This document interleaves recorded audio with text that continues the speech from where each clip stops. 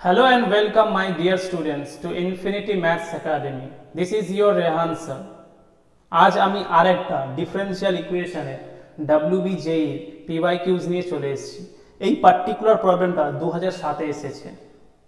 আজকের সলিউশনটা শুরু করার আগে তোমাদের যদি এই ভিডিওসগুলো এই লেকচারগুলো যদি হেল্পফুল মনে হয় এবং ভালো লাগে তাহলে অবশ্যই আমার চ্যানেলটাকে আগে সাবস্ক্রাইব করো, ভিডিওসটাকে লাইক করো, কমেন্টস করো এবং এটাকে বন্ধু বান্ধব এবং অন্যদের সাথে অবশ্যই শেয়ার করো। ভিডিও শেষে আমি আরও কিছু ইম্পর্টেন্ট তোমাদের জন্য কিছু কথা বলবো। সো তার আগে আমি এই সলিউশনটা দেখে নেওয়া যাক। তো প্রশ্নটা হচ্ছে the differential equation of the family of parabolas whose vertex is at 1,2 and axis is parallel to x axis is option ABCD এর মধ্যে কোনটা হবে? এর আগে যখন আমরা ডিফারেনশিয়াল ইকুয়েশনের ফরমেশন পড়েছিলাম সেই সময় ফ্যামিলি অফ কার্ভস আমাদের দিয়েছিল। এইখানে আমাদের ফ্যামিলি অফ কার্ভস দেয়নি, একটা স্টেটমেন্ট দিয়ে দিয়েছে, একটা given date set of statements দিয়ে দিয়েছে। সেটাকে ডিকোড করে জিওমেট্রির হেল্পে আগে আমাদেরকে ফ্যামিলি অফ কার্ভস ক্রিয়েট করতে হবে, আগে ইকুয়েশনটাকে তৈরি করতে হবে, তারপরে ডিফারেনশিয়াল ইকুয়েশন ক্রিয়েট করব। এর আগে কি হতো, ফরমেশনে ইকুয়েশন দেওয়া থাকতো, আমরা ডিফারেনশিয়াল ইকুয়েশন করতাম। এখন আমাদেরকে ফ্যামিলি অফ কার্ভস দেওয়া নেই, ইকুয়েশন দেওয়া নেই, প্রথমে আমাকে ইকুয়েশনটাকে জেনারেট করতে হবে, তারপরে ডিফারেনশিয়াল ইকুয়েশনে ফরমেশনে যাব। সো এই পার্টিকুলার যে স্টেটমেন্ট দেওয়া রয়েছে এইখান থেকে ইকুয়েশন জেনারেট করতে গেলে কোঅর্ডিনেট জিওমেট্রির কনসেপ্টটা একটু ক্লিয়ার থাকতে হবে। যদি তোমাদের কারো ক্লিয়ার না থাকে তাহলে আমি যখন কোঅর্ডিনেট জিওমেট্রি করাবো সেই সময় ইনডেপথ আলোচনা করবো। আজকের একটু ওপর থেকে বলে চলে যাচ্ছি। So the differential equation of the family of parabolas whose vertex is at 1,2 and axis is parallel to x axis is। সেখানে দেখো আমি অলরেডি আগে থেকে x ড্র করে রেখেছি অ্যাক্সিস, তাহলে এটাকে আমি বলতে পারি x অ্যাক্সিস, এটা হয়ে যাচ্ছে আমার y অ্যাক্সিস। সো x অ্যাক্সিসের প্যারালালে আমি আর একটা লাইন নিয়েছি, সেটা হচ্ছে ব্লু কালারের দেখো ডটেড লাইন, সেটা x অ্যাক্সিসের প্যারালাল। x অ্যাক্সিসের প্যারালাল মানে ওই দুটো অ্যাঙ্গেলের লাইনের মধ্যে অ্যাঙ্গেলটা 0 হবে। এবং আমার যে প্যারাবোলাটা বলেছে সেটা বলছে যে ভার্টেক্সটা হবে তার 1,2 তে। সো লেটস সে দিস, এটা হচ্ছে 1, এটা হচ্ছে 2। সো 1 আর 2, হ্যাঁ 1,2 তে ভার্টেক্স বলেছিল তো, দেখো না একবার 1,2 তে হচ্ছে তোমার ভার্টেক্সটা। এবার একটা প্যারাবোলা অ্যাক্সিসটা হচ্ছে প্যারালাল টু এক্স অ্যাক্সিস হবে, তাহলে অ্যাকচুয়ালি প্যারাবোলাটা দেখতে কেমন হবে? সেই প্যারাবোলাটাকে দেখতে হবে এরকম, ওপেন অ্যাট প্লাস এক্স, এটাকে ঘুরিয়েও বলতে পারো, ফ্লিপ করে দিলে এই পারে ওপেন অ্যাট নেগেটিভ এক্স, সে তাহলে এটাও হতে পারে এটাও হতে পারে, দুটোর মধ্যে যে কোনো একটা হতে পারে। সো লেটস সে আমি ওইটা নিচ্ছি, যে কোনো একটা হতে পারে। দেখো ভার্টেক্সটা কি, এটাই হচ্ছে ভার্টেক্সটা are parallel to x Axis. তো প্যারাবোলাটা হচ্ছে প্যারালাল টু এক্স অ্যাক্সিস, ভার্টেক্সটা হচ্ছে তোমার 1,2 তে। আর সেটা আইদার দিস প্যারাবোলা হতে পারে ওপেন অ্যাট, খোলা মুখটা হচ্ছে পজিটিভ এক্স অ্যাক্সিসে অথবা খোলা মুখটা নেগেটিভ এক্স অ্যাক্সিসে। তো আমি যে কোনো একটা ধরে নিচ্ছি, তাহলে এই পয়েন্টটাই হয়ে যাচ্ছে আমার তোমার 1,2, 1,2। বুঝতে পেরেছো? তাহলে একটা প্যারাবোলা যদি ভার্টেক্স দেওয়া থাকে এবং ওই প্যারাবোলাটা যদি প্যারালাল টু এক্স অ্যাক্সিস হয়, সেটা যে কোনো জায়গায় হতে পারে, এইখানে এখানে এখানে এখানে সবই প্যারালাল টু এক্স অ্যাক্সিস, কিন্তু 1,2 বলেছে যখন ভার্টেক্স হবে, অ্যাক্সিসটা অবশ্যই 1,2 থেকে ভার্টেক্স থেকেই পাস করবে, তাহলে এই প্যারাবোলাটা এরকম হবে। তো যে কোনো প্যারাবোলার যদি ভার্টেক্স তোমার দেওয়া থাকে আলফা বিটা, যে কোনো প্যারাবোলা, সলিউশন শুরু করার আগে বলে দিচ্ছি, যে কোনো প্যারাবোলার ভার্টেক্স যদি আলফা বিটা দেওয়া থাকে, লেটস সে ভার্টেক্স হচ্ছে আলফা কমা বিটা, এবং ওই প্যারাবোলাটা যদি প্যারালাল টু এক্স অ্যাক্সিস হয়, তাহলে তার ইকুয়েশন হয়ে যাবে y minus beta whole square is equal to 4ax minus alpha. এবং পার্টিকুলার কেসে যদি ভার্টেক্সটা যদি অরিজিন হয়ে যায় 0, 0 হয়ে যায়, তাহলে ওই প্যারাবোলার ইকুয়েশন কি হবে? y square equal to 4ax। আমার এই প্রশ্নে ভার্টেক্সটা কত বলেছে? 1,2, তাহলে আলফা বিটা কত? 1,2, তাহলে এখানে বিটা কত হবে? 2, আলফা কত হবে? 1 হবে। সো এখানে আমি সলিউশনটা লিখে রেখেছি, the equation of the parabola with vertex at 1,2 and axis is parallel to x axis is, so the equation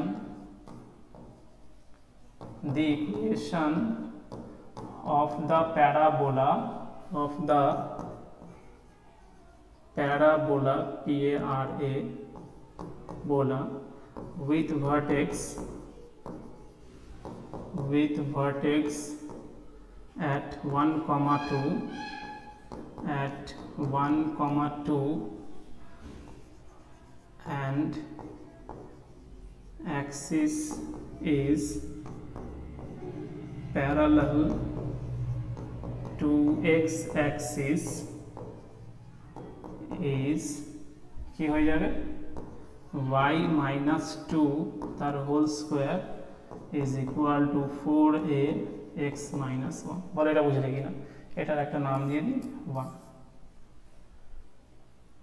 so 1, 2 vertex হবে আর অ্যাক্সিসটা প্যারালাল টু এক্স অ্যাক্সিস হবে তাহলে সেই প্যারালালের এই প্যারাবোলার ইকুয়েশন হচ্ছে y minus 2 whole square equal to 4a x minus 1 so এই জায়গাটা কিন্তু y এর কোঅর্ডিনেট আসবে আর এটা হচ্ছে x এর কোঅর্ডিনেট আলফা হচ্ছে x কোঅর্ডিনেট বিটা হচ্ছে y কোঅর্ডিনেট তাহলে এইবার এই ইকুয়েশনটা আমরা তৈরি করে ফেলেছি এইখান থেকে আমাদেরকে ডিফারেনশিয়াল ইকুয়েশন ফর্ম করতে হবে আগে কি থাকতো এই ইকুয়েশনটা দেওয়া থাকতো আমাদেরকে ডিফারেনশিয়াল ইকুয়েশন ফর্ম করতে হতো এখন ইকুয়েশনটা দেওয়া নেই স্টেটমেন্ট দেওয়া রয়েছে সেখান থেকে আমি ইকুয়েশনটাকে জেনারেট করলাম এইবার আমি ডিফারেনশিয়াল ইকুয়েশন ফর্ম করব সো ডিফারেনশিয়াল ইকুয়েশনে ফর্ম করতে গেলে আরবিট্রারি কনস্ট্যান্ট প্রেজেন্ট থাকে তাহলে এই যেটা পেয়েছি এটা আমরা পেয়েছি ফ্যামিলি অফ প্যারাবোলাস কেন এ যত চেঞ্জ হবে তত ডিফারেন্ট প্যারাবোলাস ক্রিয়েট হবে এ যত বাড়বে প্যারাবোলাটা আরো স্প্রেড আউট করবে এ যত ছোট হবে ওটা আরো একটু স্কুইজ করে যাবে তাহলে এটা কি ফ্যামিলিজ অফ প্যারাবোলাস a1 হলে একটা প্যারাবোলা পাবো 2 হলে আরেকটা পাবো 3 হলে আরেকটা পাবো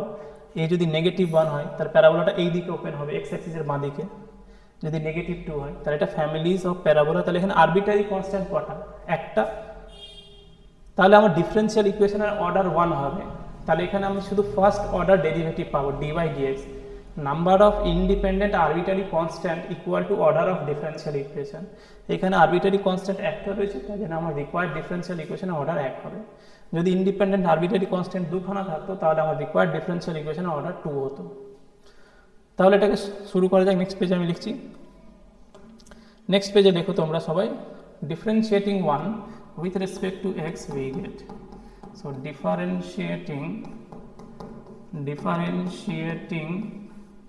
1 with respect to x we get so কি ছিল y minus 2 তার হোল স্কয়ার ছিল তাহলে এর ডেরিভেটিভ কত হয়ে যাবে 2y minus 2 আর এটা কি হয়ে যাবে y minus 2 এর ডেরিভেটিভ কত হবে dy dx minus 0 y এর ডেরিভেটিভ dy dx 2 এর ডেরিভেটিভ 0 ইকুয়াল টু 4 কি ছিল x minus 1 ছিল x এর ডেরিভেটিভ 1 আর এটা কত 4a x এর ডেরিভেটিভ 1 আর 1 এর ডেরিভেটিভ 0 সো x minus 1 ছিল আচ্ছা এটা কি ইমপ্লাই করবে 2y minus 2 dy dx is equal to 4a দেখো এটা কত পাবো 4a আর 4a টাকে আমি লিখতে পারি 4a কে কি লিখতে পারি 4a টাকে লিখতে পারি y minus 2 whole square divided by x minus 1 so এটাকে লিখতে পারি y minus 2 তার হোল স্কয়ার ডিভাইডেড বাই